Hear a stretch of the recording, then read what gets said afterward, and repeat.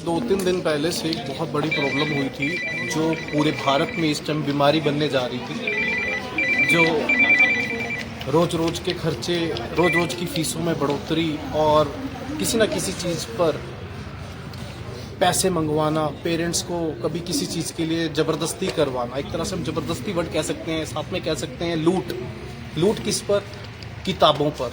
हमारी स्पेसिफिक दुकानों से किताबें लो, ये चलता आ रहा है।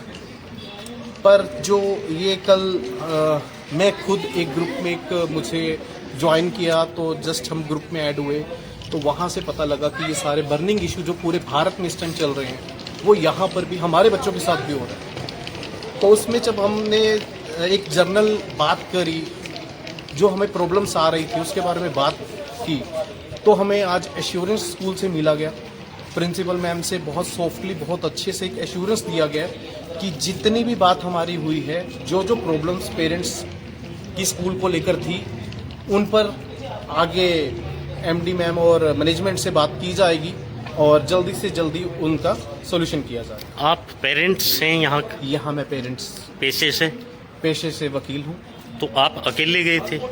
मैं 4 लोगों की, पहले उन्होंने हमें मैसेज दिया था कि हम इतने सारे लोगों को नहीं मिल सकते, तो 2 लोगों को जाने की मंजूरी दी गई। तो फिर हमने रिक्वेस्ट की गई 2 लोग बहुत कम हैं, क्योंकि ऐसा ना हो कि कल को हमारे ऊपर कोई ब्लेम आए, तो हम 2 लोग तो नहीं जा सकते। तो हमारी रिक्वेस्ट करने पर हमने रिक्वेस्ट करी थी 6 लोगों की, बट उन्होंने आगे से 4 लोगों का हमें बताया कि 4 लोग अंदर जा सकते हैं। तो 4 लोग अंदर गए। किस अदद में कितना पैसा बढ़ाया है?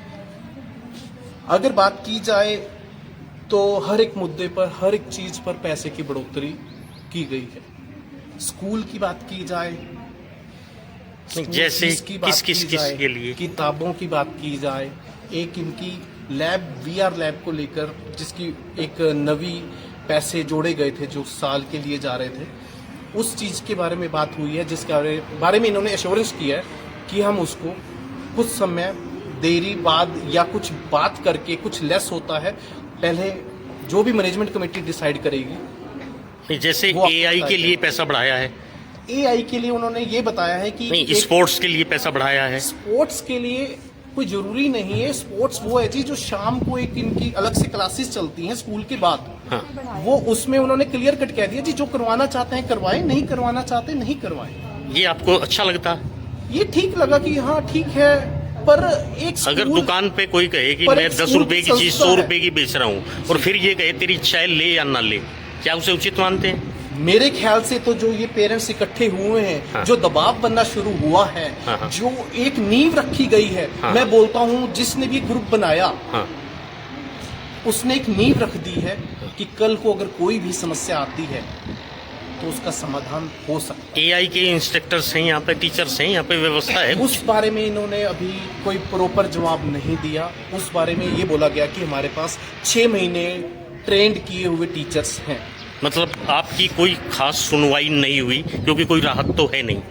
राहत ये बताई गई है कि जो हमने बोला कि हमारे से पैसे कैश लिए गए, उस चीज के लिए बोला गया कि आज के बाद कैश को नहीं, वो तो कोई राहत नहीं है, वो तो एक लीगल काम के लिए है। हमारे पेरेंट्स का जो था कि स्लिप्स दी जाएं, स्लिप्स के लिए मंजूरी दे दी गई है। जो लेना चाहता है स्लिप्स ले सकता है, और फीस को लेकर अभी तो कोई नहीं है। जस्ट ये है कि अभी बात करेंगे मैनेजमेंट कमेटी में तो बताया जाए।